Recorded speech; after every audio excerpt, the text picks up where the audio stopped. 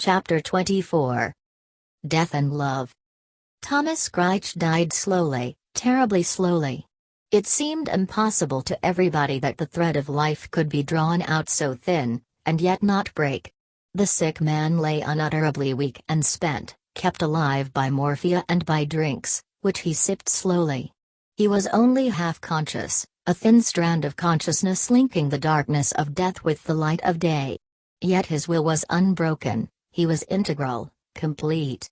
Only he must have perfect stillness about him. Any presence but that of the nurses was a strain and an effort to him now. Every morning Gerald went into the room, hoping to find his father passed away at last. Yet always he saw the same transparent face, the same dread dark hair on the waxen forehead, and the awful, inchoate dark eyes, which seemed to be decomposing into formless darkness, having only a tiny grain of vision within them. And always, as the dark, inchoate eyes turned to him, there passed through Gerald's bowels a burning stroke of revolt, that seemed to resound through his whole being, threatening to break his mind with its clangor, and making him mad. Every morning, the sun stood there, erect and taut with life, gleaming in his blondness. The gleaming blondness of his strange, imminent being put the father into a fever of fretful irritation. He could not bear to meet the uncanny, downward look of Gerald's blue eyes. But it was only for a moment. Each on the brink of departure, the father and son looked at each other, then parted. For a long time Gerald preserved a perfect sang-froid, he remained quite collected. But at last, fear undermined him. He was afraid of some horrible collapse in himself. He had to stay and see this thing through. Some perverse will made him watch his father drawn over the borders of life. And yet, now, every day, the great red-hot stroke of horrified fear through the bowels of the son struck a further inflammation. Gerald went about all day with a tendency to cringe, as if there were the point of a sword of Damocles pricking the nape of his neck. There was no escape, he was bound up with his father, he had to see him through. And the father's will never relaxed or yielded to death. It would have to snap when death at last snapped it, if it did not persist after a physical death. In the same way, the will of the son never yielded. He stood firm and immune, he was outside this death and this dying. It was a trial by ordeal. Could he stand and see his father slowly dissolve and disappear in death, without once yielding his will, without once relenting before the omnipotence of death? Like a Red Indian undergoing torture, Gerald would experience the whole process of slow death without wincing or flinching. He even triumphed in it. He somehow wanted this death, even forced it. It was as if he himself were dealing the death, even when he most recoiled in horror. Still, he would deal it, he would triumph through death. But in the stress of this ordeal, Gerald too lost his hold on the outer, daily life. That which was much to him, came to mean nothing. Work, pleasure, it was all left behind. He went on more or less mechanically with his business, but this activity was all extraneous. The real activity was this ghastly wrestling for death in his own soul. And his own will should triumph. Come what might, he would not bow down or submit or acknowledge a master. He had no master in death. But as the fight went on, and all that he had been and was continued to be destroyed, so that life was a hollow shell all round him, roaring and clattering like the sound of the sea, a noise in which he participated externally, and inside this hollow shell was all the darkness and fearful space of death. He knew he would have to find reinforcements, otherwise he would collapse inwards upon the great dark void which circled at the center of his soul. His will held his outer life, his outer mind, his outer being unbroken and unchanged. But the pressure was too great. He would have to find something to make good the equilibrium. Something must come with him into the hollow void of death in his soul, fill it up, and so equalize the pressure within to the pressure without. For day by day he felt more and more like a bubble filled with darkness, round which whirled the iridescence of his consciousness, and upon which the pressure of the outer world, the outer life, roared vastly. In this extremity his instinct led him to Gudrun. He threw away everything now, he only wanted the relation established with her. He would follow her to the studio, to be near her, to talk to her. He would stand about the room, aimlessly picking up the implements, the lumps of clay, the little figures she had cast. They were whimsical and grotesque, looking at them without perceiving them. And she felt him following her, dogging her heels like a doom. She held away from him, and yet she knew he drew always a little nearer, a little nearer. "I say," he said to her one evening, in an odd, unthinking, uncertain way, "won't you stay to dinner tonight? I wish you would." She started slightly. He spoke to her like a man making a request of another man. "They'll be expecting me at home," she said. "Oh, they won't mind, will they?" he said. "I should be awfully glad if you'd stay." Her long silence gave consent at last. "I'll tell Thomas, shall I?" he said. "I must go almost immediately after dinner," she said. It was a dark, cold evening. There was no fire in the drawing room. They sat in the library. He was mostly silent, absent, and Winifred talked little. But when Gerald did rouse himself, he smiled and was pleasant and ordinary with her. Then there came over him again the long blanks, of which he was not aware. She was very much attracted by him. He looked so preoccupied, and his strange, blank silences, which she could not read, moved her and made her wonder over him, made her feel reverential towards him. But he was very kind. He gave her the best things at the table. He had a bottle of slightly sweet, delicious golden wine brought out for dinner, knowing she would prefer it to the Burgundy. She felt herself esteemed, needed almost. As they took coffee in the library, there was a soft, very soft knocking at the door. He started, and called, "Come in." The timbre of his voice, like something vibrating at high pitch, unnerved Gudrun. A nurse in white entered, half hovering in the doorway like a shadow. She was very good-looking, but strangely enough, shy and self-mistrusting. "The doctor would like to speak to you, Mr. Crich," she said, in her low, discreet voice. "The doctor?" he said, starting up. "Where is he?" "He is in the dining room." "Tell him I'm coming." He drank up his coffee, and followed the nurse, who had dissolved like a shadow. "Which nurse was that?" asked Gudrun. "Miss Ingalls, I like her best," replied Winifred. After a while Gerald came back, looking absorbed by his own thoughts, and having some of that tension and abstraction which is seen in a slightly drunken man. He did not say what the doctor had wanted him for, but stood before the fire, with his hands behind his back, and his face open and as if rapt.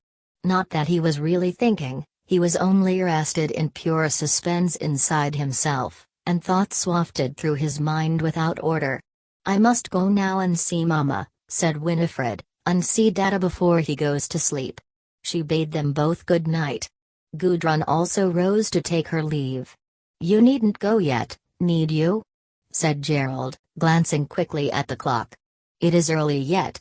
I'll walk down with you when you go. Sit down, don't hurry away." Gudrun sat down, as if, absent as he was, his will had power over her. She felt almost mesmerized. He was strange to her, something unknown. What was he thinking, what was he feeling, as he stood there so rapt, saying nothing? He kept her, she could feel that. He would not let her go. She watched him in humble submissiveness. "Had the doctor anything new to tell you?" she asked, softly, at length, with that gentle, timid sympathy which touched a keen fiber in his heart. He lifted his eyebrows with a negligent, indifferent expression. "No, nothing new," he replied, as if the question were quite casual, trivial. "He says the pulse is very weak indeed, very intermittent, but that doesn't necessarily mean much, you know." He looked down at her. Her eyes were dark and soft and unfolded, with a stricken look that roused him. "No," she murmured at length. "I don't understand anything about these things." "Just as well not," he said. "I say, won't you have a cigarette? Do." He quickly fetched the box, and held her a light. Then he stood before her on the hearth again.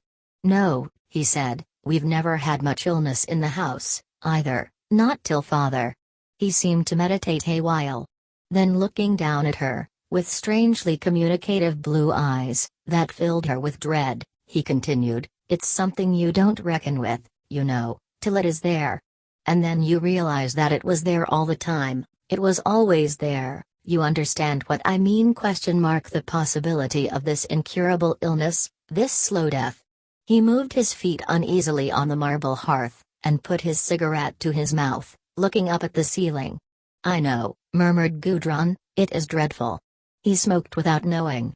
Then he took the cigarette from his lips, bared his teeth, and putting the tip of his tongue between his teeth spat off a grain of tobacco, turning slightly aside, like a man who is alone, or who is lost in thought. I don't know what the effect actually is, on one, he said, and again he looked down at her. Her eyes were dark and stricken with knowledge, looking into his.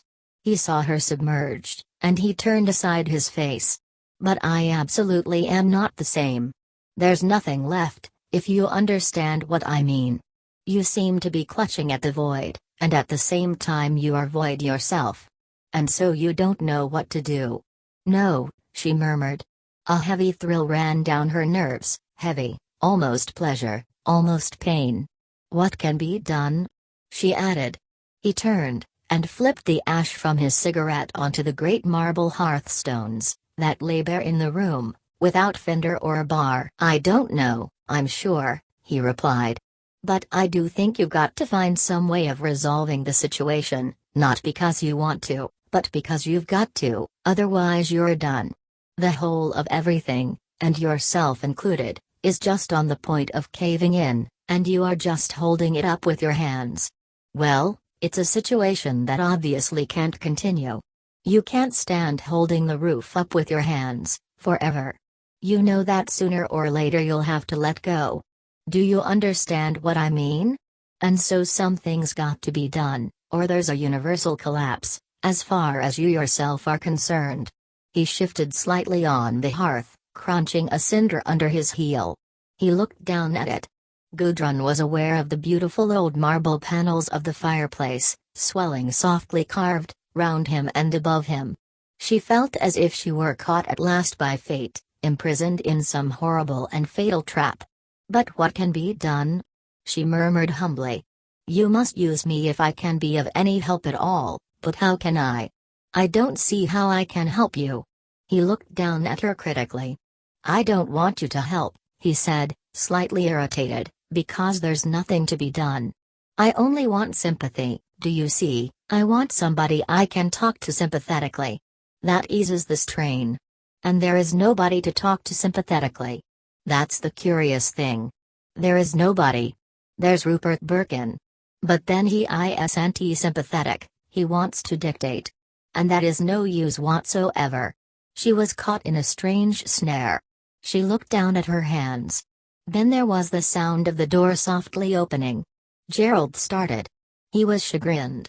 It was his starting that really startled Gudrun. Then he went forward, with quick, graceful, intentional courtesy. Oh, Mother. He said. How nice of you to come down. How are you? The elderly woman, loosely and bulkily wrapped in a purple gown, came forward silently, slightly hulked, as usual. Her son was at her side. He pushed her up a chair, saying, You know Miss Brangwen, don't you? The mother glanced at Gudrun indifferently.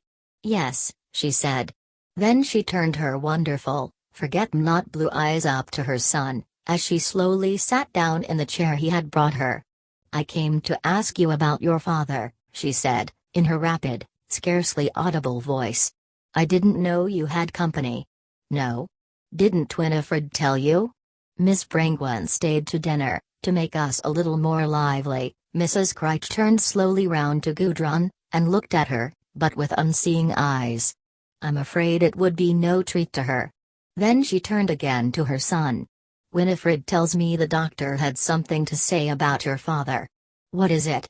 Only that the pulse is very weak, misses altogether a good many times, so that he might not last the night out, Gerald replied. Mrs. Crich sat perfectly impassive, as if she had not heard. Her bulk seemed hunched in the chair, her fair hair hung slack over her ears. But her skin was clear and fine, her hands, as she sat with them forgotten and folded, were quite beautiful, full of potential energy. A great mass of energy seemed decaying up in that silent, hulking form. She looked up at her son, as he stood, keen and soldierly, near to her. Her eyes were most wonderfully blue, bluer than forget-me-nots. She seemed to have a certain confidence in Gerald, and to feel a certain motherly mistrust of him. "How are you?" she muttered, in her strangely quiet voice, as if nobody should hear but him. "You are not getting into a state, are you? You're not letting it make you hysterical?" The curious challenge in the last word startled Gudrun. "I don't think so, Mother," he answered, rather coldly cheery. "Somebody's got to see it through, you know." "Have they? Have they?" answered his mother rapidly. "Why should you take it on yourself? What have you got to do, seeing it through? It will see itself through. You are not needed." "No, I don't suppose I can do any good," he answered. "It's just how it affects us, you see. You like to be affected, don't you? It's quite nuts for you. You would have to be important. You have no need to stop at home. Why don't you go away?" These sentences, evidently the ripened grain of many dark hours, took Gerald by surprise. "I don't think it's any good going away now, Mother, at the last minute," he said, coldly. "You take care," replied his mother. "You mind yourself, that's your business. You take too much on yourself. You mind yourself, or you'll find yourself in Queer Street, that's what will happen to you. You're hysterical, always were." "I'm all right, Mother," he said. "There's no need to worry about me, I assure you. Let the dead bury their dead, don't go and bury yourself along with them, that's what I tell you. I know you well enough." He did not answer this, not knowing what to say. The mother sat bunched up in silence, her beautiful white hands, that had no rings whatsoever, clasping the pommels of her armchair. "You can't do it," she said, almost bitterly. "You haven't the nerve. You're as weak as a cat, really, always were. Is this young woman staying here?" "No," said Gerald. "She is going home tonight." "Then she'd better have the dog cart. Does she go far?" "Only to Beldover." "Ah."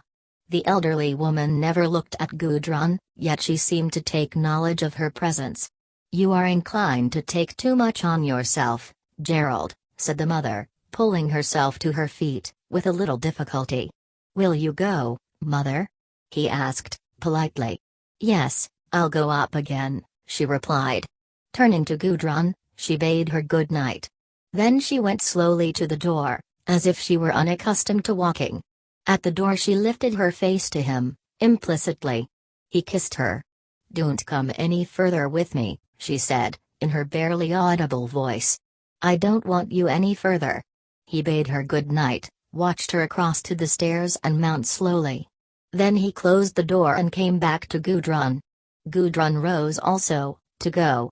"A queer being, my mother," he said. "Yes," replied Gudrun. "She has her own thoughts." "Yes," said Gudrun. Then they were silent. "You want to go?" he asked. "Half a minute, I'll just have a horse put in." "No," said Gudrun. "I want to walk." He had promised to walk with her down the long, lonely mile of drive, and she wanted this. "You might just as well drive," he said. "I'd much rather walk," she asserted, with emphasis. "You would? Then I will come along with you. You know where your things are? I'll put boots on." He put on a cap, and an overcoat over his evening dress. They went out into the night. "Let us light a cigarette," he said, stopping in a sheltered angle of the porch. "You have one too." So, with the scent of tobacco on the night air, they set off down the dark drive that ran between close-cut hedges through sloping meadows. He wanted to put his arm round her. If he could put his arm round her, and draw her against him as they walked, he would equilibrate himself. For now he felt like a pair of scales, the half of which tips down and down into an indefinite void. He must recover some sort of balance. And here was the hope and the perfect recovery. Blind to her, thinking only of himself, he slipped his arm softly round her waist, and drew her to him. Her heart fainted, feeling herself taken. But then, his arm was so strong, She quailed under its powerful close grasp. She died a little death, and was drawn against him as they walked down the stormy darkness. He seemed to balance her perfectly in opposition to himself, in their dual motion of walking. So, suddenly, he was liberated and perfect, strong, heroic. He put his hand to his mouth and threw his cigarette away, a gleaming point, into the unseen hedge. Then he was quite free to balance her. "That's better," he said, with exultancy. The exultation in his voice was like a sweetish, poisonous drug to her. Did she then mean so much to him? She sipped the poison. "Are you happier?" she asked, wistfully. "Much better," he said, in the same exultant voice, "and I was rather far gone." She nestled against him. He felt her all soft and warm. She was the rich, lovely substance of his being. The warmth and motion of her walk suffused through him wonderfully. "I'm so glad if I help you," she said. "Yes," he answered. "There's nobody else could do it, if you wouldn't." "That is true," she said to herself, with a thrill of strange, fatal elation. As they walked, he seemed to lift her nearer and nearer to himself, till she moved upon the firm vehicle of his body. He was so strong, so sustaining, and he could not be opposed. She drifted along in a wonderful interfusion of physical motion, down the dark, blowy hillside. Far across shone the little yellow lights of Beldover, many of them, spread in a thick patch on another dark hill. But he and she were walking in perfect, isolated darkness, outside the world. "But how much do you care for me?" came her voice, almost querulous. "You see, I don't know, I don't understand." "How much?" His voice rang with a painful elation. "I don't know either, but everything." He was startled by his own declaration. It was true. So he stripped himself of every safeguard, in making this admission to her. He cared everything for her, she was everything. "But I can't believe it," said her low voice, amazed, trembling. She was trembling with doubt and exultance. This was the thing she wanted to hear, only this. Yet now she heard it, heard the strange clapping vibration of truth in his voice as he said it. She could not believe.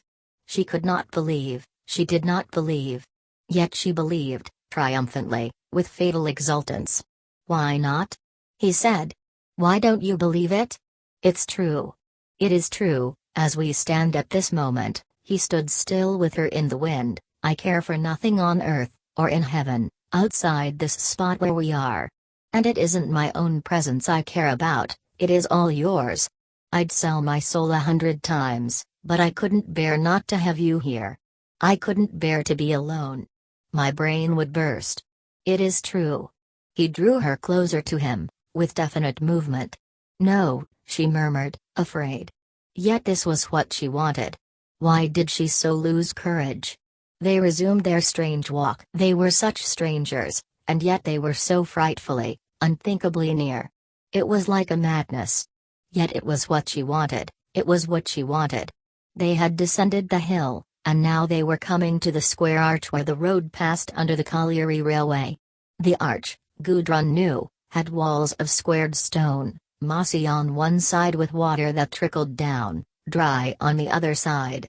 She had stood under it to hear the train rumble thundering over the logs overhead. And she knew that under this dark and lonely bridge the young colliers stood in the darkness with their sweethearts, in rainy weather. And so she wanted to stand under the bridge with her sweetheart, and be kissed under the bridge in the invisible darkness. Her steps dragged as she drew near. So, under the bridge, they came to a standstill, and he lifted her upon his breast. His body vibrated taut and powerful as he closed upon her and crushed her, breathless and dazed and destroyed, crushed her upon his breast. Ah, it was terrible, and perfect? Under this bridge, the colliers pressed their lovers to their breast. And now, under the bridge, the master of them all pressed her to himself? And how much more powerful and terrible was his embrace than theirs, how much more concentrated and supreme his love was, than theirs in the same sort. She felt she would swoon, die, under the vibrating, inhuman tension of his arms and his body. She would pass away. Then the unthinkable high vibration slackened and became more undulating. He slackened and drew her with him to stand with his back to the wall. She was almost unconscious. So the colliers' lovers would stand with their backs to the walls, holding their sweethearts and kissing them as she was being kissed. Ah, but would their kisses be fine and powerful as the kisses of the firm-mouthed master? Even the keen, short-cut mustache, the colliers would not have that. And the colliers' sweethearts would, like herself, hang their heads back limp over their shoulder, and look out from the dark archway, at the close patch of yellow lights on the unseen hill in the distance, or at the vague form of trees, and at the buildings of the colliery woodyard, in the other direction. His arms were fast around her, he seemed to be gathering her into himself, her warmth, her softness, her adorable weight, drinking in the suffusion of her physical being, avidly. He lifted her, and seemed to pour her into himself, like wine into a cup.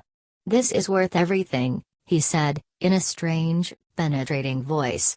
So she relaxed, and seemed to melt, to flow into him, as if she were some infinitely warm and precious suffusion filling into his veins, like an intoxicant. Her arms were round his neck, he kissed her and held her perfectly suspended, she was all slack and flowing into him, and he was the firm, strong cup that receives the wine of her life. So she lay cast upon him, stranded, lifted up against him, melting and melting under his kisses, melting into his limbs and bones, as if he were soft iron becoming surcharged with her electric life. Till she seemed to swoon, gradually her mind went, and she passed away, everything in her was melted down and fluid, and she lay still, become contained by him, sleeping in him as lightning sleeps in a pure, soft stone. So she was passed away and gone in him, and he was perfected. When she opened her eyes again, and saw the patch of lights in the distance, it seemed to her strange that the world still existed, that she was standing under the bridge resting her head on Gerald's breast. Gerald, who was he? He was the exquisite adventure, the desirable unknown to her. She looked up, and in the darkness saw his face above her, his shapely, male face. There seemed a faint, white light emitted from him, a white aura, as if he were visitor from the unseen.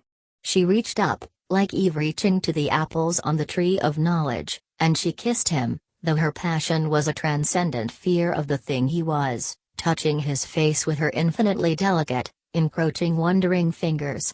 Her fingers went over the mold of his face, over his features. How perfect and foreign he was, ah, how dangerous. Her soul thrilled with complete knowledge. This was the glistening, forbidden apple, this face of a man.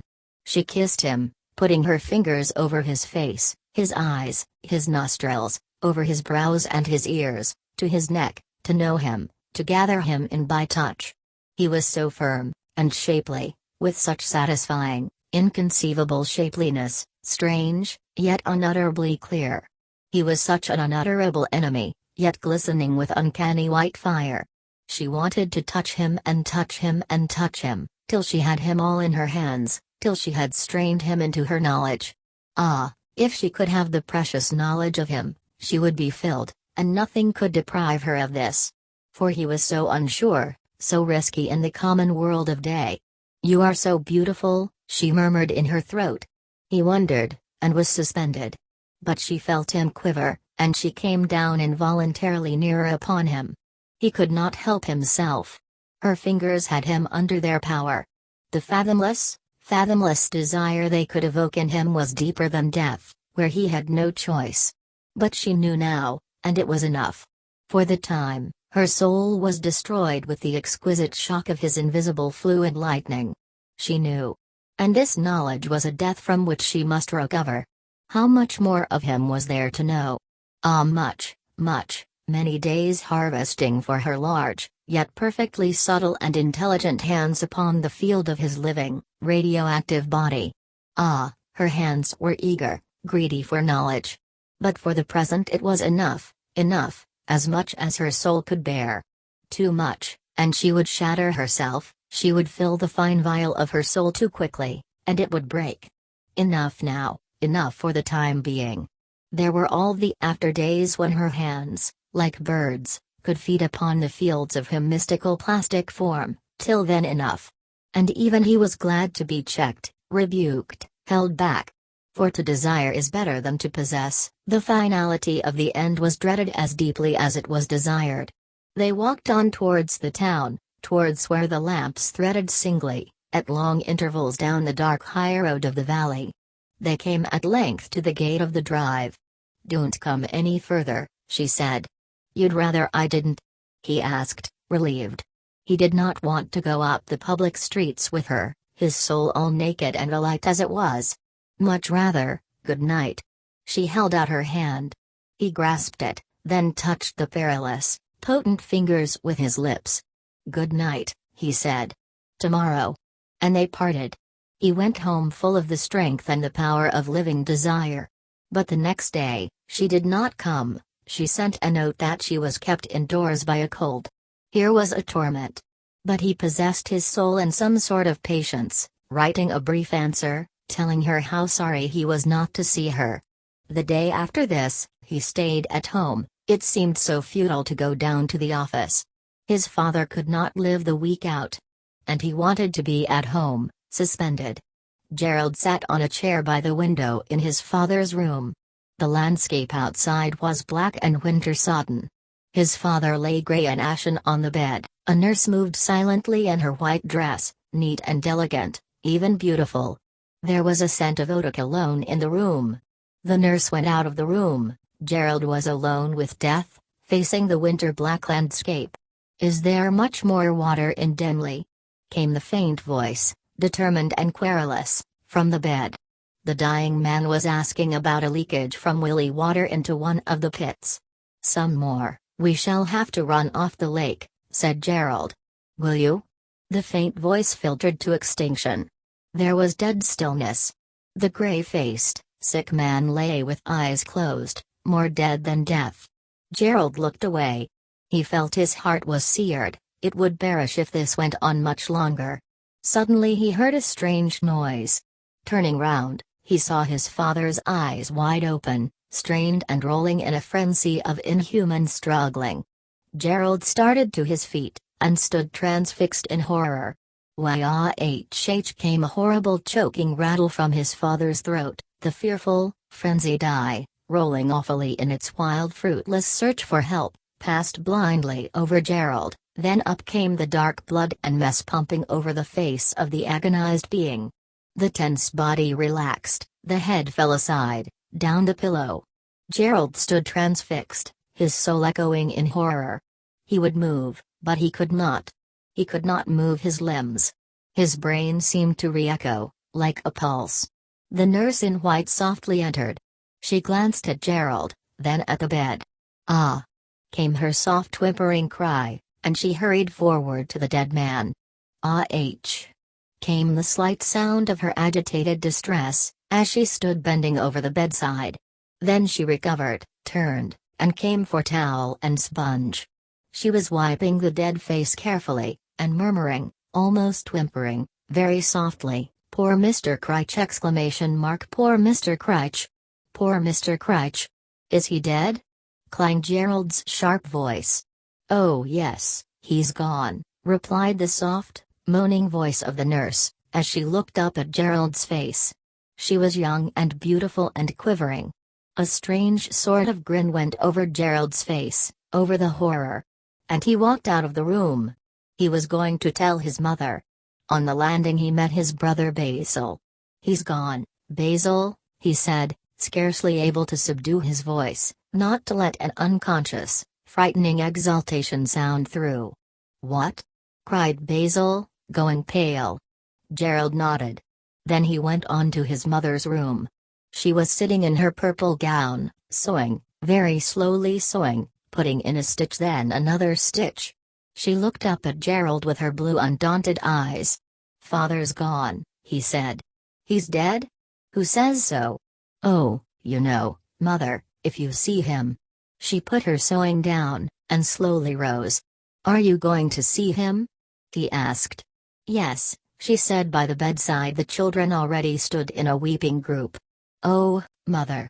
cried the daughters, almost in hysterics. weeping loudly. But the mother went forward. The dead man lay in repose, as if gently asleep, so gently, so peacefully, like a young man sleeping in purity. He was still warm. She stood looking at him in gloomy, heavy silence, for some time. "Eh?" she said bitterly, at length, speaking as if to the unseen witnesses of the air. "You are dead." She stood for some minutes in silence, looking down. "Beautiful," she asserted, "beautiful as if life had never touched you, never touched you. God send I look different. I hope I shall look my years, when I am dead. Beautiful, beautiful," she crooned over him. "You can see him in his teens, with his first beard on his face. A beautiful soul, beautiful." Then there was a tearing in her voice as she cried, "None of you look like this, when you are dead. Don't let it happen again." It was a strange, wild command from out of the unknown. Her children moved unconsciously together, in a nearer group, at the dreadful command in her voice. The color was flushed bright in her cheek, she looked awful and wonderful. Blame me if you like, that he lies there like a lad in his teens, with his first beard on his face. Blame me if you like. But you none of you know." She was silent in intense silence. Then there came, in a low, tense voice, "If I thought that the children I bore would lie looking like that in death, I'd strangle them when they were infants." "Yes, no, mother," came the strange, clarion voice of Gerald from the background, "we are different, we don't blame you." She turned and looked full in his eyes. Then she lifted her hands in a strange half gesture of mad despair. "Pray," she said strongly. "Pray for yourselves to God, for there's no help for you from your parents." "Oh mother!" cried her daughters wildly. But she had turned and gone, and they all went quickly away from each other. When Gudrun heard that Mr. Crich was dead, she felt rebuked. She had stayed away lest Gerald should think her too easy of winning. And now, he was in the midst of trouble, whilst she was cold. The following day she went up as usual to Winifred, who was glad to see her, glad to get away into the studio. The girl had wept, and then, too frightened, had turned aside to avoid any more tragic eventuality. She and Gudrun resumed work as usual, in the isolation of the studio, and this seemed an immeasurable happiness, a pure world of freedom, after the aimlessness and misery of the house. Gudrun stayed until evening. She and Winifred had dinner brought up to the studio, where they ate in freedom, away from all the people in the house. After dinner Gerald came up. The great high studio was full of shadow and a fragrance of coffee. Gudrun and Winifred had a little table near the fire at the far end, with a white lamp whose light did not travel far. They were a tiny world to themselves, the two girls surrounded by lovely shadows, the beams and rafters shadowy overhead, the benches and implements shadowy down the studio. "You're cozy enough here," said Gerald, going up to them. There was a low brick fireplace, full of fire, an old blue Turkish rug, the little oak table with the lamp and the white and blue cloth and the dessert, and Gudrun making coffee in an odd brass coffee maker, and Winifred scalding a little milk in a tiny saucepan. "Have you had coffee?" said Gudrun. "I have, but I'll have some more with you," he replied. "Then you must have it in a glass, there are only 2 cups," said Winifred. "It is the same to me," he said, taking a chair and coming into the charmed circle of the girls. How happy they were, how cozy and glamorous it was with them, in a world of lofty shadows. The outside world, in which he had been transacting funeral business all the day, was completely wiped out. In an instant he snuffed glamour and magic. They had all their things very dainty, 2 odd and lovely little cups, scarlet and solid gilt, and a little black jug with scarlet discs, and the curious coffee machine, whose spirit flame flowed steadily, almost invisibly. There was the effect of rather sinister richness, in which Gerald at once escaped himself. They all sat down, and Gudrun carefully poured out the coffee. "Will you have milk?" she asked calmly, yet nervously poising the little black jug with its big red dots. She was always so completely controlled, yet so bitterly nervous. "No, I won't," he replied. So, with a curious humility, She placed him the little cup of coffee, and herself took the awkward tumbler. She seemed to want to serve him. "Why don't you give me the glass? It is so clumsy for you," he said. He would much rather have had it, and seen her daintily served. But she was silent, pleased with the disparity, with her self-abasement. "You are quite en ménage," he said. "Yes. We aren't really at home to visitors," said Winifred. "You're not? Then I'm an intruder?" For once he felt his conventional dress was out of place, he was an outsider. Gudrun was very quiet. She did not feel drawn to talk to him. At this stage, silence was best, or mere light words. It was best to leave serious things aside. So they talked gaily and lightly, till they heard the man below lead out the horse, and call it to back into the dog-cart that was to take Gudrun home. So she put on her things, and shook hands with Gerald, without once meeting his eyes. And she was gone. The funeral was detestable. Afterwards, at the tea table, the daughters kept saying, "He was a good father to us, the best father in the world, or else, we shan't easily find another man as good as father was." Gerald acquiesced in all this. It was the right conventional attitude, and, as far as the world went, he believed in the conventions. He took it as a matter of course. But Winifred hated everything, and hid in the studio, and cried her heart out, and wished Gudrun would come. Luckily everybody was going away. The Criches never stayed long at home. By dinner time, Gerald was left quite alone.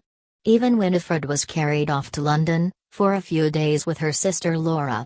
But when Gerald was really left alone, he could not bear it. One day passed by, and another. And all the time he was like a man hung in chains over the edge of an abyss.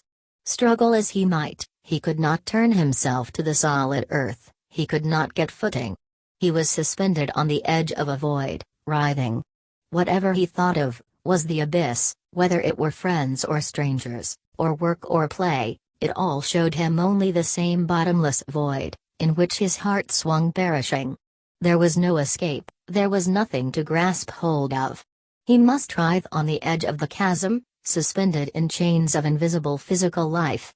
At first he was quiet, he kept still, expecting the extremity to pass away, expecting to find himself released into the world of the living, after this extremity of penance. But it did not pass, and a crisis gained upon him. As the evening of the third day came on, his heart rang with fear. He could not bear another night. Another night was coming on, for another night he was to be suspended in chain of physical life, over the bottomless pit of nothingness. And he could not bear it. He could not bear it. He was frightened deeply, and coldly, frightened in his soul. He did not believe in his own strength any more. He could not fall into this infinite void, and rise again. If he fell, he would be gone forever. He must withdraw, he must seek reinforcements. He did not believe in his own single self, any further than this. After dinner, faced with the ultimate experience of his own nothingness, he turned aside. He pulled on his boots, put on his coat, and set out to walk in the night. It was dark and misty. He went through the wood, stumbling and feeling his way to the mill. Birkin was away. Good, he was half glad. He turned up the hill, and stumbled blindly over the wild slopes, having lost the path in the complete darkness. It was boring. Where was he going? No matter. He stumbled until he came to a path again. Then he went on through another wood. His mind became dark, he went on automatically. Without thought or sensation, he stumbled unevenly on, out into the open again, fumbling for stiles, losing the path, and going along the hedges of the fields till he came to the outlet. And at last he came to the high road. It had distracted him to struggle blindly through the maze of darkness. But now, he must take a direction. And he did not even know where he was. But he must take a direction now. Nothing would be resolved by merely walking away. He had to take a direction. He stood still on the road, that was high in the utterly dark night, and he did not know where he was. It was a strange sensation, his heart beating, and ringed round with the utterly unknown darkness. So he stood for some time. Then he heard footsteps, and saw a small, swinging light. He immediately went towards this. It was a miner. "Can you tell me," he said, "where this road goes?" "Road? It goes to Watmore." "Watmore? Oh, thank you, that's right. I thought I was wrong. Good night." "Good night," replied the broad voice of the miner. Gerald guessed where he was. At least, when he came to Watmore, he would know. He was glad to be on a high road. He walked forward as in a sleep of decision. That was Watmore village? Yes, the King's Head, and there the hall gates. He descended the steep hill almost running. Winding through the hollow, he passed the grammar school, and came to Willey Green Church. The churchyard. He halted. Then in another moment he had clambered up the wall and was going among the graves. Even in this darkness he could see the heaped pallor of old white flowers at his feet. This then was the grave. He stooped down. The flowers were cold and clammy. There was a raw scent of chrysanthemums and tuberoses, deadened. He felt the clay beneath, and shrank, it was so horribly cold and sticky. He stood away in revulsion. Here was one center then, here in the complete darkness beside the unseen, raw grave. But there was nothing for him here. No, he had nothing to stay here for. He felt as if some of the clay were sticking cold and unclean, on his heart. No, enough of this. Where then? Home. Never. It was no use going there. That was less than no use. It could not be done. There was somewhere else to go. Where? A dangerous resolve formed in his heart, like a fixed idea. There was Gudrun, she would be safe in her home. But he could get at her, he would get at her. He would not go back tonight till he had come to her, if it cost him his life. He staked his all on this throw. He set off walking straight across the fields towards Speldover. It was so dark, nobody could ever see him. His feet were wet and cold, heavy with clay. But he went on persistently, like a wind, straight forward, as if to his fate. There were great gaps in his consciousness. He was conscious that he was at Winthrop Hamlet, but quite unconscious how he had got there. And then, as in a dream, he was in the long street of Beldover, with its street lamps. There was a noise of voices, and of a door shutting loudly, and being barred, and of men talking in the night. The Lord Nelson had just closed, and the drinkers were going home. He had better ask one of these where she lived, for he did not know the side streets at all. "Can you tell me where Somerset Drive is?" he asked of one of the uneven men. "Where what?" replied the tipsy miner's voice. "Somerset Drive. Somerset Drive!" I've heard of such a place, but I couldn't for my life say where it is. Who might you be wanting? "Mr. Brangwen, William Brangwen." "William Brangwen? Who teaches at the grammar school, at Willey Green. His daughter teaches there too." Oh, Brangwen. Now I've got you. Of course, William Brangwen. Yes, he's got two lasses as teachers, aside hisself. That's him. Why certainly I know where he lives, back your life I do. What place do they see it? "Somerset Drive," repeated Gerald patiently. He knew his own colliers fairly well. "Somerset Drive, for certain," said the collier, swinging his arm as if catching something up. "Somerset Drive, I couldn't for my life lay hold of the locality of the place." "Yes, I know the place, to be sure I do." He turned unsteadily on his feet, and pointed up the dark, nigh deserted road. "You go up there, and you take th first, th first turnin' on your left, that side, past with Ems's Tuffy shop." "I know," said Gerald. You go down a bit, past where th Waterman lives, and then Somerset Drive, as they see it, branches off on t right-hand side, and there's nowt but 3 houses in it, no more than 3, I believe, and I'm a'most certain as theirs is th last a th 3, you see." "Thank you very much," said Gerald.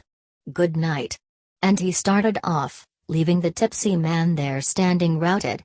Gerald went past the dark shops and houses, most of them sleeping now, and twisted round to the little blind road that ended on a field of darkness.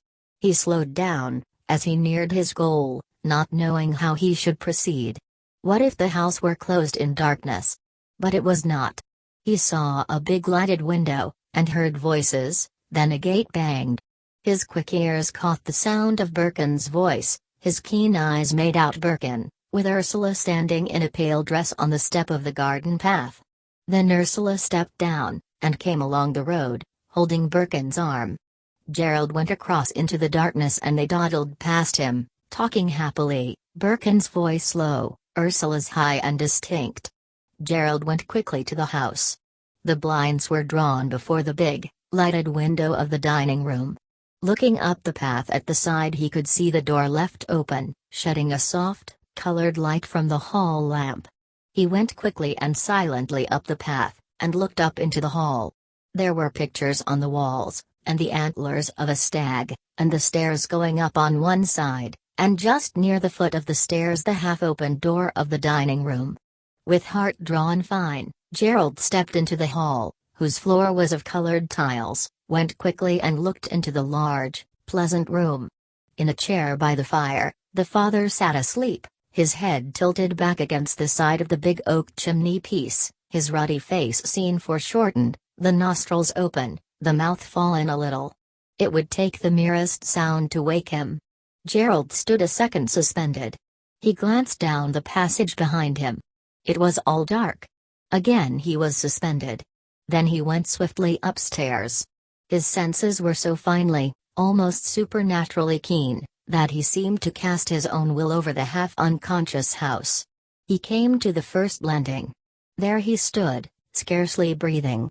Again, corresponding to the door below, there was a door again. That would be the mother's room. He could hear her moving about in the candlelight. She would be expecting her husband to come up. He looked along the dark landing.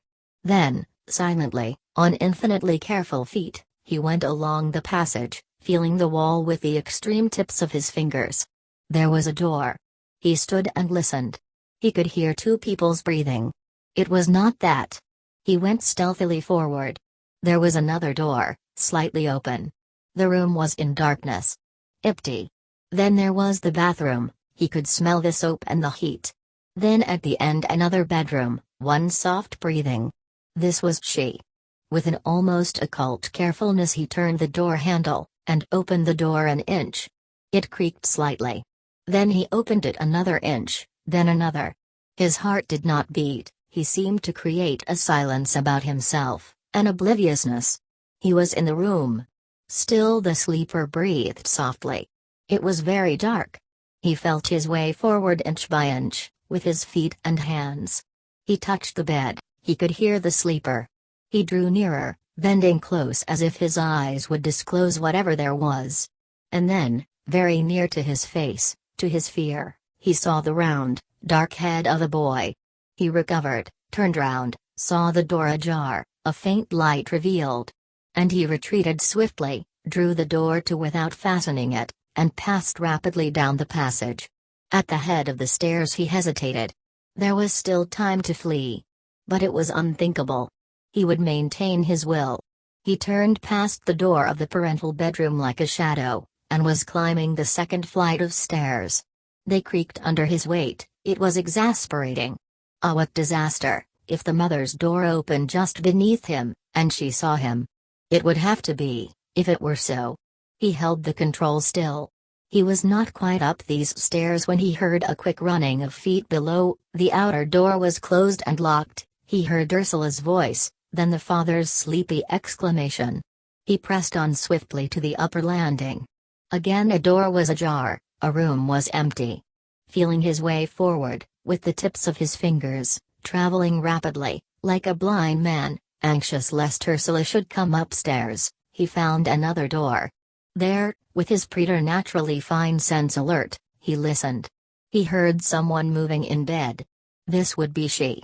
Softly now, like one who has only one sense, the tactile sense, he turned the latch. It clicked. He held still. The bedclothes rustled. His heart did not beat.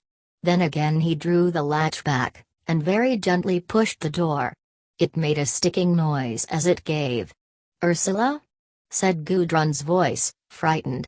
He quickly opened the door and pushed it behind him. "Is it you, Ursula?" came Gudrun's frightened voice.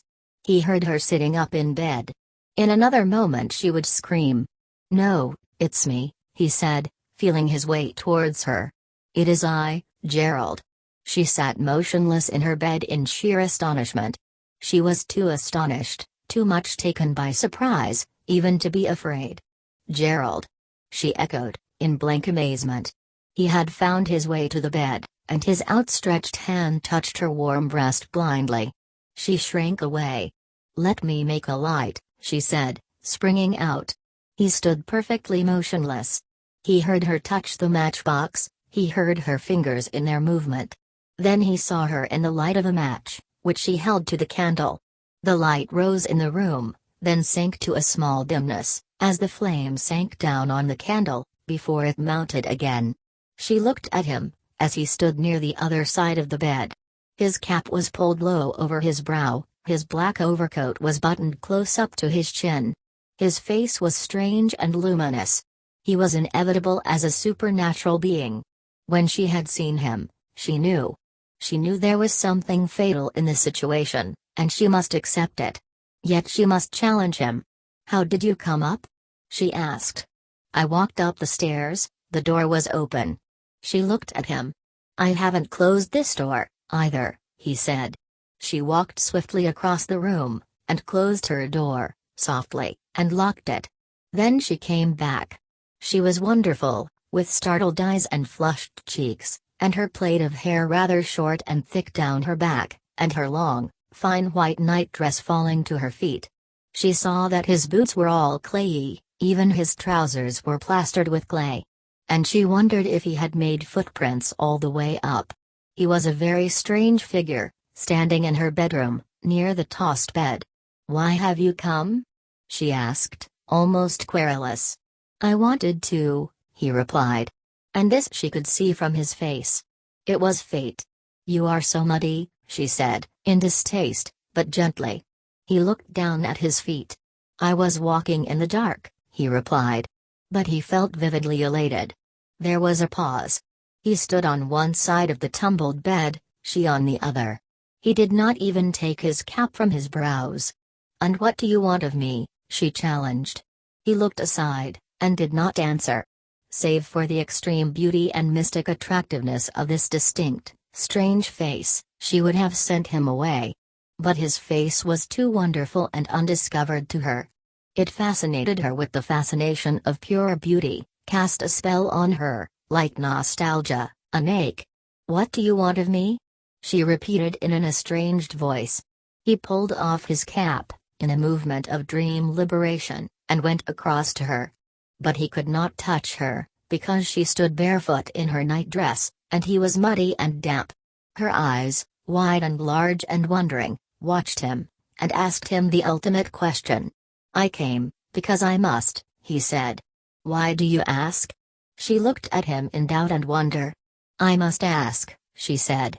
He shook his head slightly. "There is no answer," he replied, with strange vacancy. There was about him a curious, and almost godlike air of simplicity and native directness. He reminded her of an apparition, the young Hermes. "But why did you come to me?" she persisted. "Because, it has to be so. If there weren't you in the world, then I shouldn't be in the world, either." She stood looking at him, with large, wide, wondering, stricken eyes. His eyes were looking steadily into hers all the time, and he seemed fixed in an odd supernatural steadfastness. She sighed. She was lost now. She had no choice. "Won't you take off your boots?" she said. "They must be wet." He dropped his cap on a chair, unbuttoned his overcoat, lifting up his chin to unfasten the throat buttons. His short, keen hair was ruffled. He was so beautifully blonde, like wheat. He pulled off his overcoat. Quickly he pulled off his jacket, pulled loose his black tie, and was unfastening his studs, which were headed each with a pearl. She listened, watching, hoping no one would hear the starched linen crackle. It seemed to snap like pistol shots. He had come for vindication. She let him hold her in his arms, clasp her close against him. He found in her an infinite relief. Into her he poured all his pent-up darkness and corrosive death, and he was whole again. It was wonderful, marvelous, it was a miracle. This was the ever-recurrent miracle of his life, at the knowledge of which he was lost in an ecstasy of relief and wonder. And she, subject, received him as a vessel filled with his bitter potion of death. She had no power at this crisis to resist. The terrible frictional violence of death filled her, and she received it in an ecstasy of subjection, in throes of acute, violent sensation. As he drew nearer to her, he plunged deeper into her enveloping soft warmth, a wonderful creative heat that penetrated his veins and gave him life again. He felt himself dissolving and sinking to rest in the bath of her living strength. It seemed as if her heart in her breast were a second unconquerable sun, into the glow and creative strength of which he plunged further and further. All his veins, that were murdered and lacerated, healed softly as life came pulsing in, stealing invisibly into him as if it were the all-powerful effluence of the sun. His blood, which seemed to have been drawn back into death, came ebbing on the return, surely, beautifully, powerfully. He felt his limbs growing fuller and flexible with life, his body gained an unknown strength. He was a man again, strong and rounded. And he was a child, so soothed and restored and full of gratitude. And she was the great bath of life, he worshipped her. Mother and substance of all life she was. And he, child and man, received of her and was made whole. His pure body was almost killed. But the miraculous, soft effluence of her breast suffused over him, over his seared, damaged brain, like a healing lymph, like a soft, soothing flow of life itself, perfect as if he were bathed in the womb again.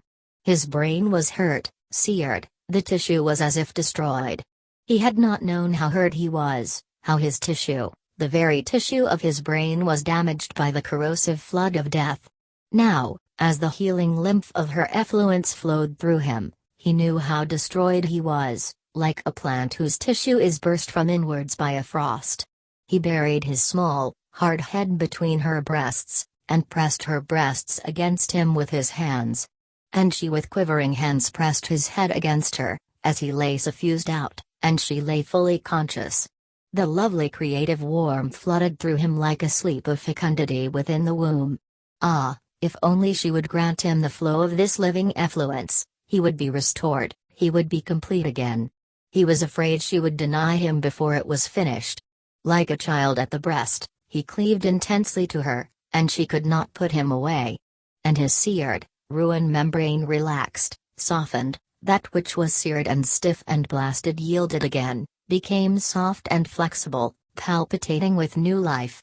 He was infinitely grateful, as to God, or as an infant is at its mother's breast. He was glad and grateful like a delirium, as he felt his own wholeness come over him again, as he felt the full, unutterable sleep coming over him, the sleep of complete exhaustion and restoration. But Gudrun lay wide awake, destroyed into perfect consciousness. She lay motionless, with wide eyes staring motionless into the darkness, whilst he was sunk away in sleep, his arms round her. She seemed to be hearing waves break on a hidden shore, long, slow, gloomy waves, breaking with the rhythm of fate, so monotonously that it seemed eternal. This endless breaking of slow, sullen waves of fate held her life a possession, whilst she lay with dark, wide eyes looking into the darkness. She could see so far as eternity, yet she saw nothing. She was suspended in perfect consciousness, and of what was she conscious? This mood of extremity, when she lay staring into eternity, utterly suspended, and conscious of everything, to the last limits, passed and left her uneasy. She had lain so long motionless. She moved, she became self-conscious. She wanted to look at him, to see him. But she dared not make a light, because she knew he would wake, and she did not want to break his perfect sleep, that she knew he had got of her. She disengaged herself, softly, and rose up a little to look at him. There was a faint light, it seemed to her, in the room. She could just distinguish his features, as he slept the perfect sleep. In this darkness, she seemed to see him so distinctly. But he was far off, in another world. Ah, she could shriek with torment, he was so far off, and perfected, in another world. She seemed to look at him as at a pebble far away under clear dark water. And here was she, left with all the anguish of consciousness, whilst he was sunk deep into the other element of mindless, remote, living shadow gleam. He was beautiful, far off, and perfected. They would never be together. Ah, this awful, inhuman distance which would always be interposed between her and the other being. There was nothing to do but to lie still and endure. She felt an overwhelming tenderness for him, and a dark, understirring of jealous hatred, that he should lie so perfect and immune, in an other world, whilst she was tormented with violent wakefulness, cast out in the outer darkness. She lay in intense and vivid consciousness, an exhausting superconsciousness. The church clock struck the hours, it seemed to her, in quick succession. She heard them distinctly in the tension of her vivid consciousness. And he slept as if time were one moment, unchanging and unmoving. She was exhausted, wearied.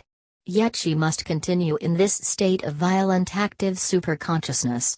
She was conscious of everything, her childhood, her girlhood, all the forgotten incidents, all the unrealized influences and all the happenings she had not understood, pertaining to herself, to her family, to her friends, her lovers, her acquaintances, everybody. It was as if she drew a glittering rope of knowledge out of the sea of darkness, drew and drew and drew it out of the fathomless depths of the past, and still it did not come to an end. There was no end to it. She must haul and haul at the rope of glittering consciousness, pull it out phosphorescent from the endless depths of the unconsciousness, till she was weary, aching, exhausted, and fit to break, and yet she had not done. Ah, if only she might wake him! She turned uneasily. When could she rouse him and send him away? When could she disturb him? And she relapsed into her activity of automatic consciousness, that would never end. But the time was drawing near when she could wake him. It was like a release. The clock had struck 4, outside in the night. Thank God the night had passed almost away. At 5 he must go, and she would be released. Then she could relax and fill her own place. Now she was driven up against his perfect sleeping motion like a knife white hot on a grindstone. There was something monstrous about him, about his juxtaposition against her. The last hour was the longest. And yet, at last it passed. Her heart leapt with relief. Yes, there was the slow, strong stroke of the church clock, at last, after this night of eternity. She waited to catch each slow, fatal reverberation. 3, 4, 5. There, it was finished. A weight rolled off her. She raised herself, leaned over him tenderly, and kissed him. She was sad to wake him. After a few moments, she kissed him again. But he did not stir. The darling, he was so deep in sleep. What a shame to take him out of it. She let him lie a little longer. But he must go, he must really go. With full over-tenderness she took his face between her hands, and kissed his eyes. The eyes opened, he remained motionless, looking at her. Her heart stood still. To hide her face from his dreadful opened eyes, in the darkness, she bent down and kissed him, whispering, "You must go, my love." But she was sick with terror, sick. He put his arms round her. Her heart sank. "But you must go, my love. It's late." "What time is it?" he said. Strange, his man's voice. She quivered. It was an intolerable oppression to her. "Past 5 o'clock," she said. But he only closed his arms round her again. Her heart cried within her in torture. She disengaged herself firmly. "You really must go," she said. "Not for a minute," he said. She lay still, nestling against him, but unyielding. "Not for a minute," he repeated, clasping her closer. "Yes," she said, unyielding, "I'm afraid if you stay any longer." There was a certain coldness in her voice that made him release her, and she broke away, rose and lit the candle. That then was the end. He got up. He was warm and full of life and desire. Yet he felt a little bit ashamed, humiliated, putting on his clothes before her, in the candlelight. For he felt revealed, exposed to her, at a time when she was in some way against him. It was all very difficult to understand. He dressed himself quickly, without collar or tie. Still he felt full and complete, perfected. She thought it humiliating to see a man dressing, the ridiculous shirt, the ridiculous trousers and braces. But again an idea saved her. It is like a workman getting up to go to work, thought Gudrun.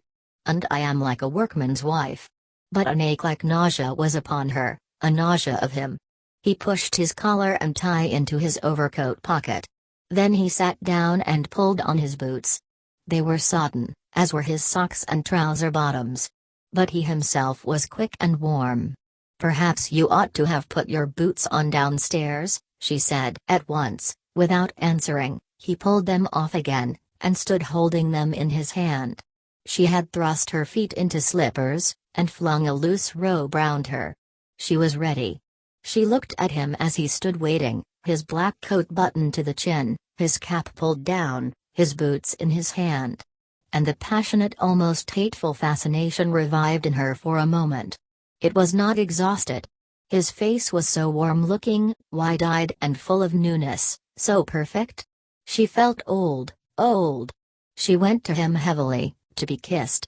He kissed her quickly. She wished his warm, expressionless beauty did not so fatally put a spell on her, compel her and subjugate her.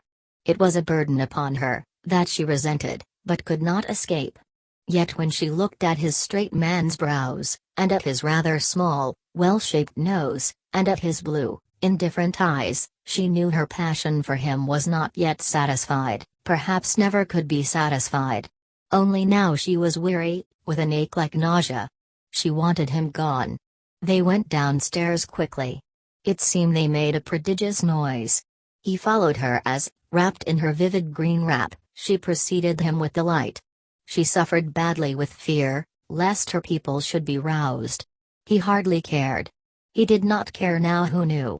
And she hated this in him. One must be cautious. One must preserve oneself. She led the way to the kitchen. It was neat and tidy, as the woman had left it. He looked up at the clock, 20 minutes past 5. Then he sat down on a chair to put on his boots. She waited, watching his every movement. She wanted it to be over, it was a great nervous strain on her. He stood up, she unbolted the back door, and looked out. A cold, raw night, not yet dawn, with a piece of a moon in the vague sky. She was glad she need not go out. "Goodbye then," he murmured. "I'll come to the gate," she said. And again she hurried on in front, to warn him of the steps. And at the gate, once more she stood on the step whilst he stood below her. "Goodbye," she whispered. He kissed her dutifully, and turned away. She suffered torments hearing his firm tread going so distinctly down the road. Ah, the insensitiveness of that firm tread! She closed the gate, and crept quickly and noiselessly back to bed. When she was in her room, and the door closed, and all safe, she breathed freely, and a great weight fell off her. She nestled down in bed, in the groove his body had made, in the warmth he had left. And excited, worn out, yet still satisfied, she fell soon into a deep, heavy sleep. Gerald walked quickly through the raw darkness of the coming dawn. He met nobody. His mind was beautifully still and thoughtless, like a still pool, and his body full and warm and rich. He went quickly along towards Shortlands, in a grateful self-sufficiency. Chapter 25. Marriage or not.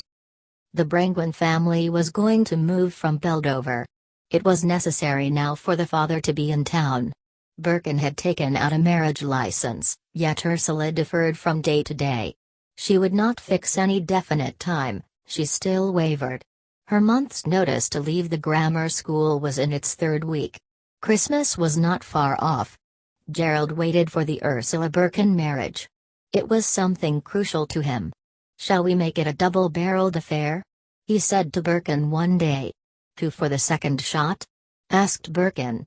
"Gudrun and me," said Gerald, the venturesome twinkle in his eyes. Birkin looked at him steadily, as if somewhat taken aback. "Serious, or joking?" he asked. "Oh, serious. Shall I? Shall Gudrun and I rush in along with you?" "Do by all means," said Birkin. "I didn't know you'd got that length." "What length?" said Gerald, looking at the other man, and laughing. "Oh yes, we've gone all the lengths. There remains to put it on a broad social basis, and to achieve a high moral purpose," said Birkin. "Something like that, the length and breadth and height of it," replied Gerald, smiling. "Oh well," said Birkin, "it's a very admirable step to take, I should say." Gerald looked at him closely. "Why aren't you enthusiastic?" he asked. "I thought you were such dead nuts on marriage." Birkin lifted his shoulders. "One might as well be dead nuts on noses.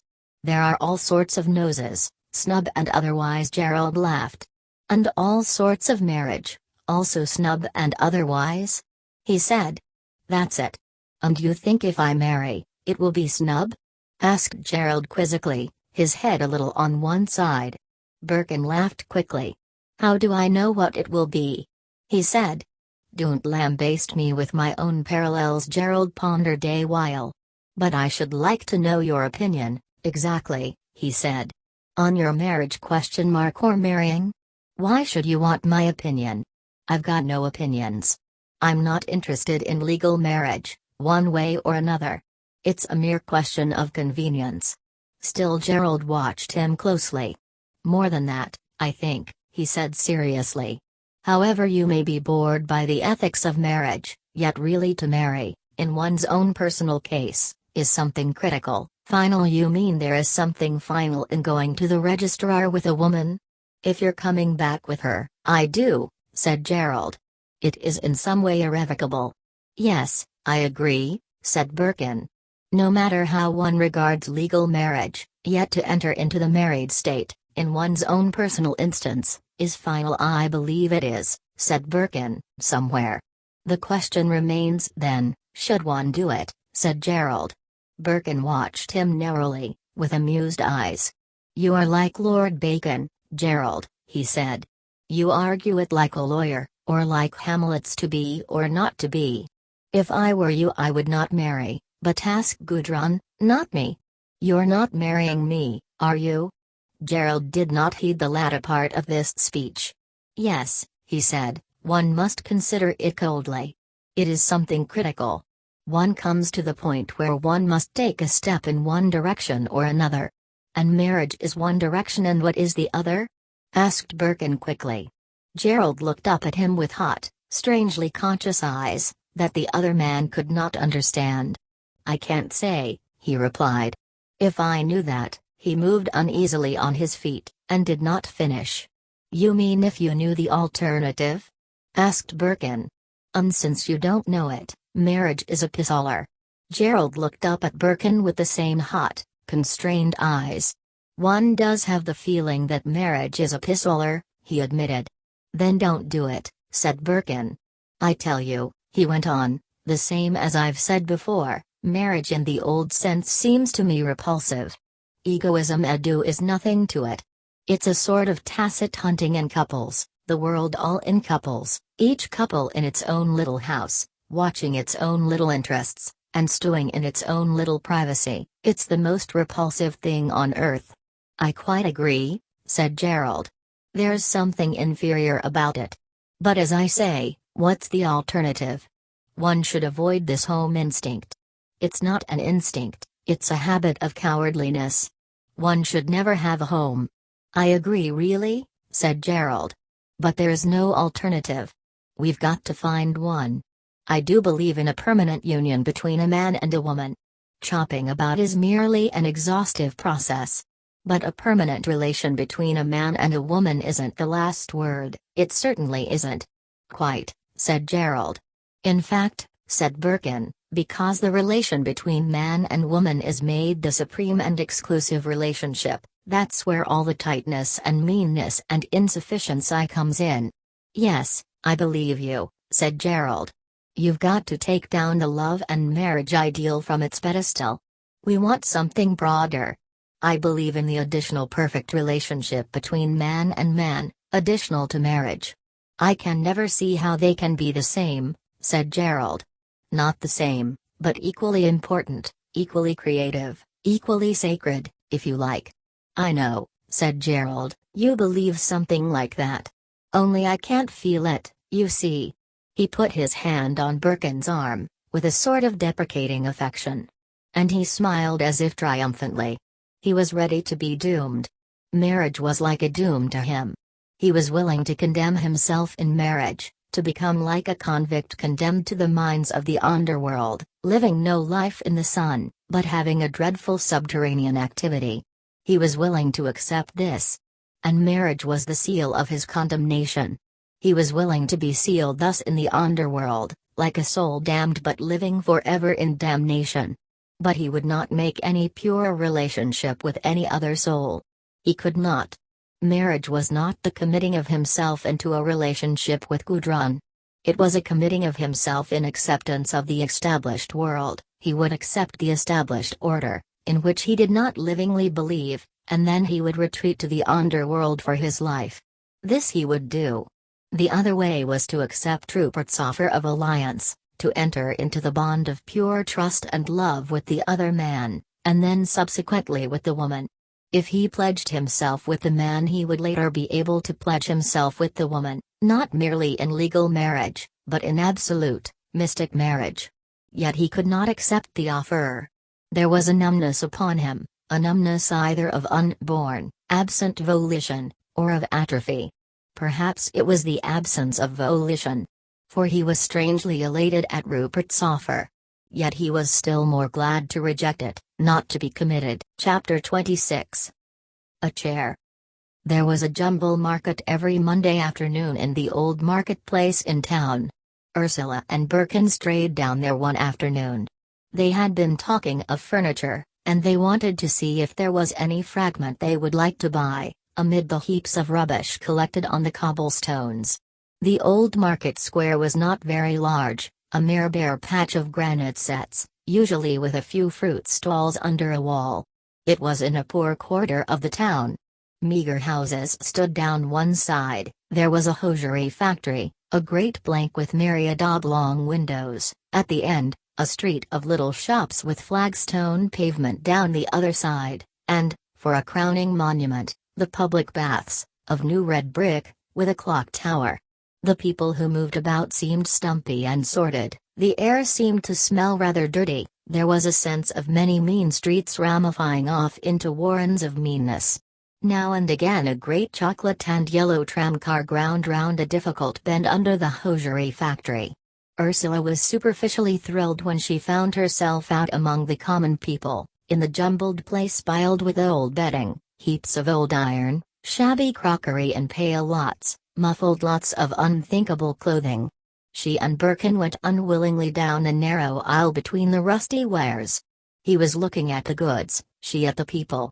She excitedly watched a young woman, who was going to have a baby, and who was turning over a mattress and making a young man, down at heel and dejected, feel it also.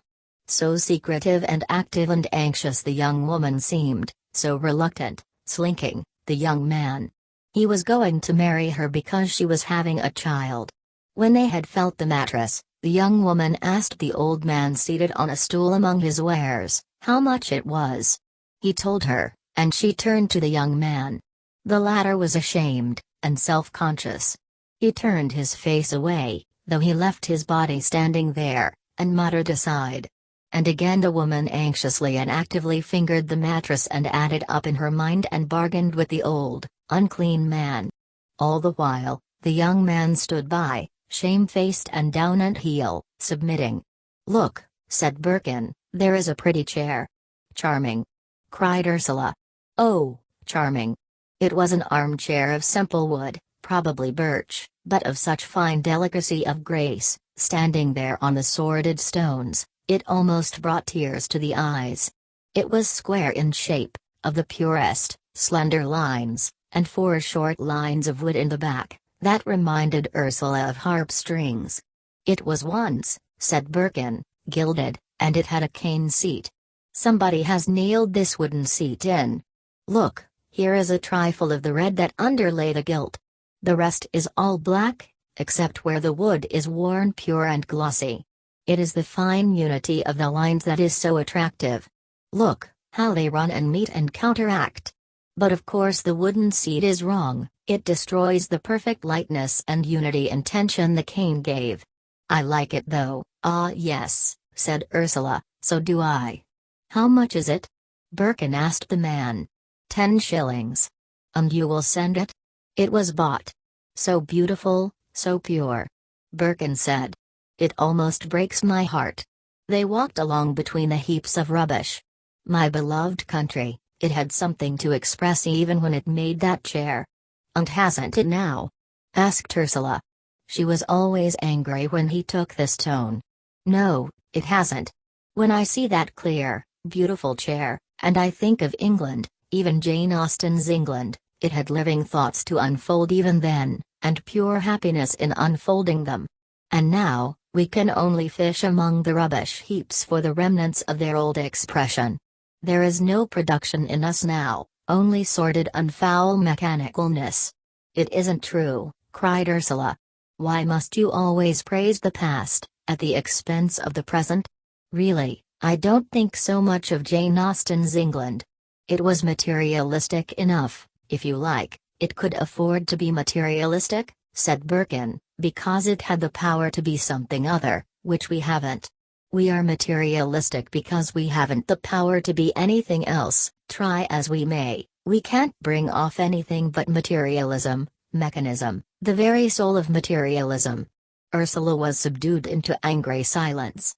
She did not heed what he said. She was rebelling against something else. And I hate your past. I'm sick of it, she cried. I believe I even hate that old chair, though it is beautiful. It isn't my sort of beauty. I wish it had been smashed up when its day was over, not left to preach the beloved past to us. I'm sick of the beloved past.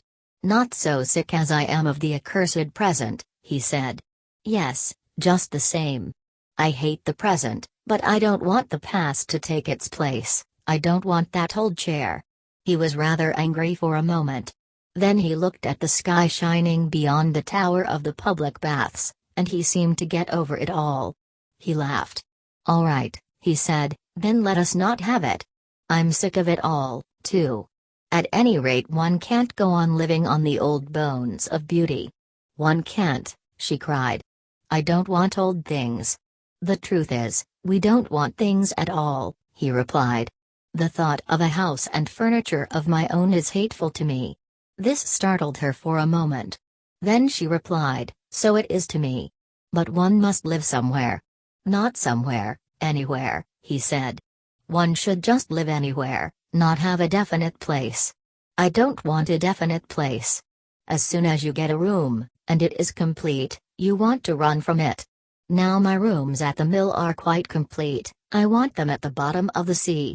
It is a horrible tyranny of a fixed milieu, where each piece of furniture is a commandment stone. She clung to his arm as they walked away from the market. But what are we going to do? She said. We must live somehow. And I do want some beauty in my surroundings. I want a sort of natural grandeur even, splendor. You'll never get it in houses and furniture, or even clothes. Houses and furniture and clothes, they are all terms of an old base world, a detestable society of man. And if you have a Tudor house and old, beautiful furniture, it is only the past perpetuated on top of you, horrible. And if you have a perfect modern house done for you by Poirot, it is something else perpetuated on top of you. It is all horrible. It is all possessions, bullying you and turning you into a generalization.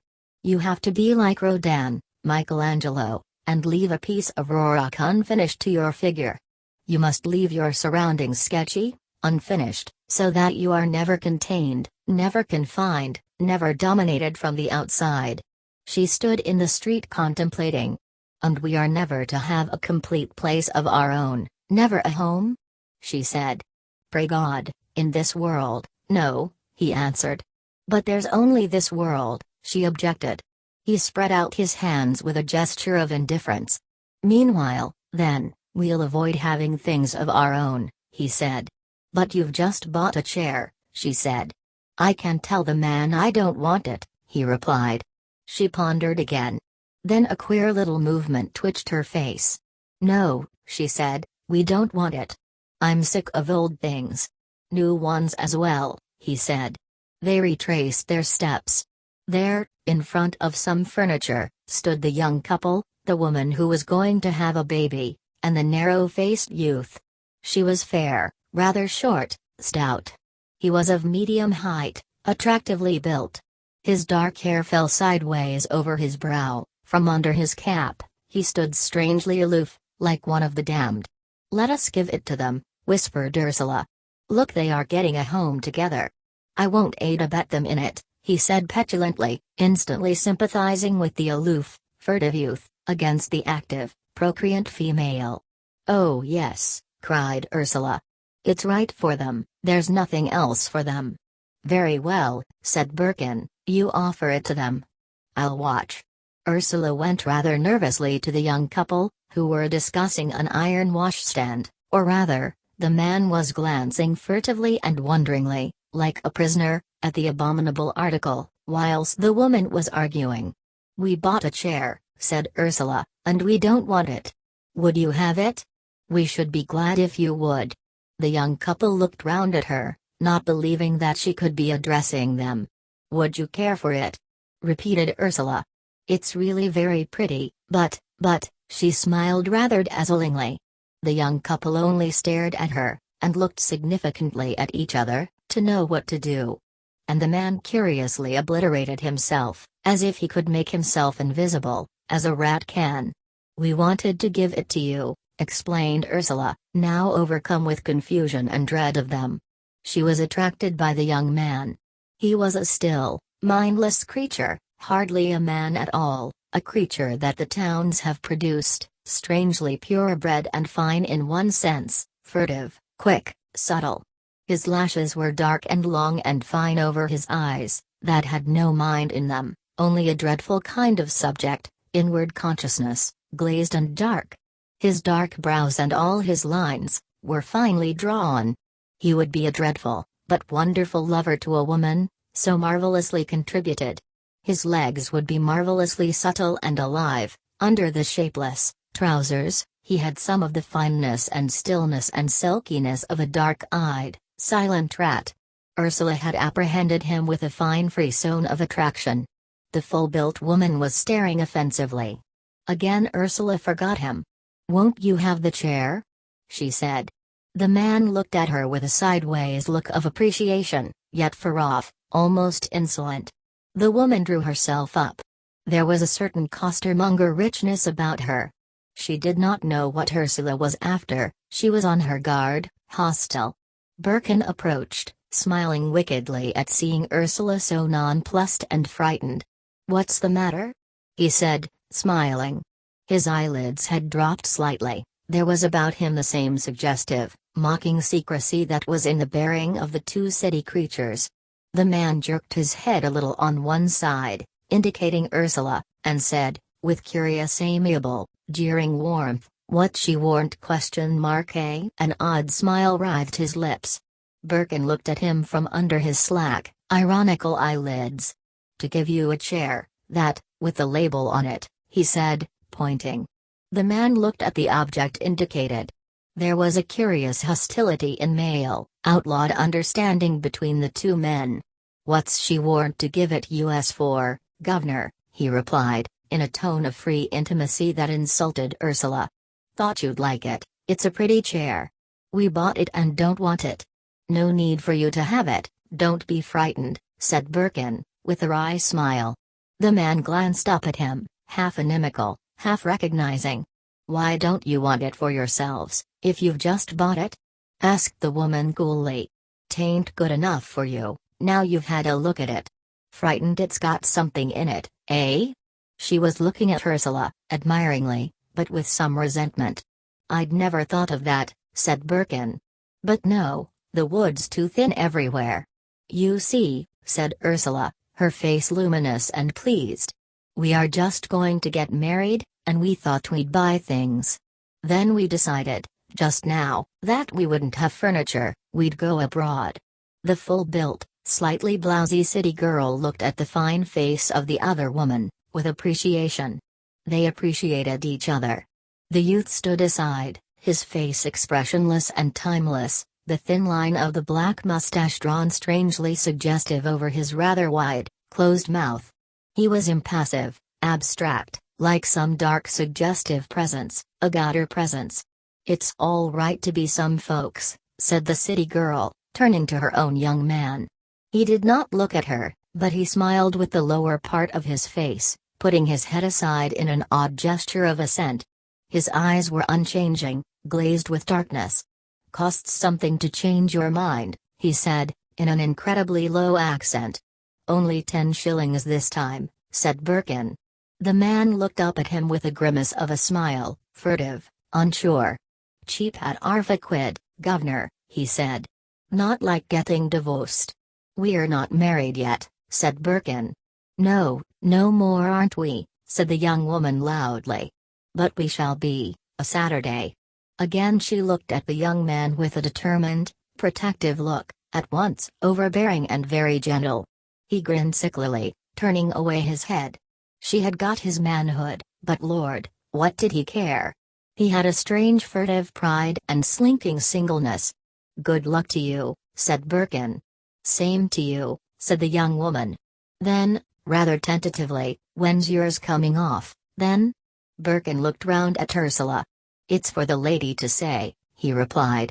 "We go to the registrar the moment she's ready." Ursula laughed, covered with confusion and bewilderment. "No hurry," said the young man, grinning suggestive. "Oh, don't break your neck to get there," said the young woman. "'S like when you're dead, you're long time married." The young man turned aside as if this hit him. "The longer the better, let us hope," said Birkin. "That's it, governor," said the young man admiringly. "Enjoy it while it lasts, never whip a dead donkey." "Only when he's shamming dead," said the young woman, looking at her young man with caressive tenderness of authority. "Oh, there's a difference," he said satirically. "What about the chair?" said Birkin. "Yes, all right," said the woman. They trailed off to the dealer, the handsome but abject young fellow hanging a little aside. "That's it," said Birkin. "Will you take it with you, or have the address altered?" "Oh, Fred can carry it. Make him do what he can for the dear old home." "Mike use of him," said Fred, grimly humorous, as he took the chair from the dealer. His movements were graceful, yet curiously abject, slinking. "'Ere's mother's cozy chair," he said. "Warn't a cushion." And he stood it down on the market stones. "Don't you think it's pretty?" laughed Ursula. "Oh, I do," said the young woman. "I'll sit in it, you'll wish you'd kept it," said the young man. Ursula promptly sat down in the middle of the marketplace. "Awfully comfortable," she said. "But rather hard. You try it." She invited the young man to a seat. But he turned uncouthly, awkwardly aside, glancing up at her with quick bright eyes, oddly suggestive, like a quick, live rat. "Don't spoil him," said the young woman. "He's not used to armchairs, he isn't." The young man turned away, and said, with averted grin, "Only warts legs on his." The four parted. The young woman thanked them. "Thank you for the chair, it'll last till it gives way." "Keep it for an ornament," said the young man. Good afternoon," said Ursula and Birkin. "Good luck to you," said the young man, glancing and avoiding Birkin's eyes, as he turned aside his head. The two couples went asunder, Ursula clinging to Birkin's arm.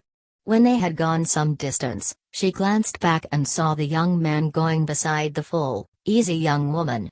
His trousers sank over his heels, he moved with a sort of slinking evasion, more crushed with odd self-consciousness now he had the slim old armchair to carry, his arm over the back, the four fine, square tapering legs swaying perilously near the granite sots of the pavement.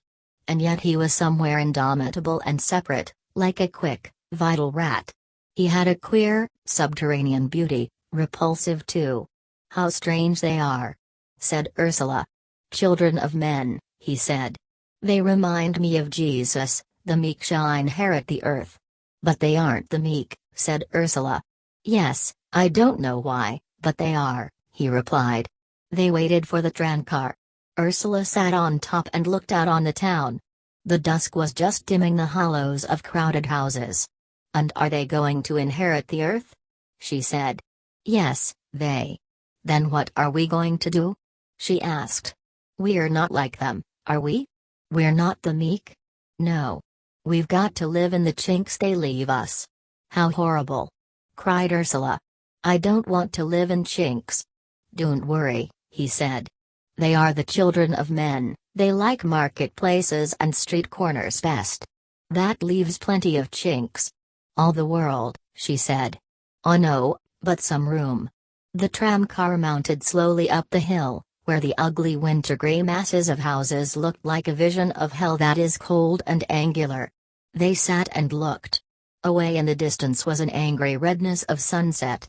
It was all cold, somehow small, crowded, and like the end of the world. I don't mind it even then, said Ursula, looking at the repulsiveness of it all. It doesn't concern me. No more it does, he replied, holding her hand. One needn't see. One goes one's way. In my world it is sunny and spacious, it is, my love, isn't it?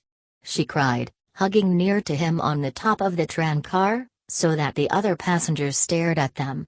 And we will wander about on the face of the earth, he said, and we'll look at the world beyond just this bit. There was a long silence. Her face was radiant like gold, as she sat thinking. I don't want to inherit the earth, she said. I don't want to inherit anything. He closed his hand over hers. Neither do I. I want to be disinherited. She clasped his fingers closely. We won't care about anything, she said. He sat still, and laughed. And we'll be married, and have done with them, she added. Again he laughed. It's one way of getting rid of everything, she said, to get married. And one way of accepting the whole world, he added. A whole other world, yes, she said happily. Perhaps there's Gerald, and Gudrun, he said. If there is, you see, she said. It's no good our worrying. We can't really alter them, can we? No, he said. One has no right to try, not with the best intentions in the world. Do you try to force them? She asked. Perhaps, he said. Why should I want him to be free, if it isn't his business? She paused for a time. We can't make him happy, anyhow, she said. He'd have to be it of himself. I know, he said. But we want other people with us, don't we? Why should we? She asked. I don't know, he said uneasily. One has a hankering after a sort of further fellowship. But why? She insisted. Why should you hanker after other people? Why should you need them? This hit him right on the quick. His brows knitted. Does it end with just our two selves? He asked, tense. Yes, what more do you want? If anybody likes to come along, let them. But why must you run after them? His face was tense and unsatisfied. You see, he said, I always imagine our being really happy with some few other people, a little freedom with people. She pondered for a moment. Yes, one does want that. But it must happen. You can't do anything for it with your will. You always seem to think you can force the flowers to come out. People must love us because they love us, you can't make them. I know, he said. But must one take no steps at all? Must one just go as if one were alone in the world, the only creature in the world? You've got me, she said. Why should you need others? Why must you force people to agree with you? Why can't you be single by yourself, as you are always saying? You try to bully Gerald, as you tried to bully Hermione. You must learn to be alone. And it's so horrid of you. You've got me. And yet you want to force other people to love you as well. You do try to bully them to love you. And even then, you don't want their love. His face was full of real perplexity. Don't I? He said. It's the problem I can't solve. I know I want a perfect and complete relationship with you, and we've nearly got it, we really have. But beyond that, Do I want a real, ultimate relationship with Gerald? Do I want a final, almost extra-human relationship with him, a relationship in the ultimate of me and him, or don't I? She looked at him for a long time, with strange bright eyes, but she did not answer.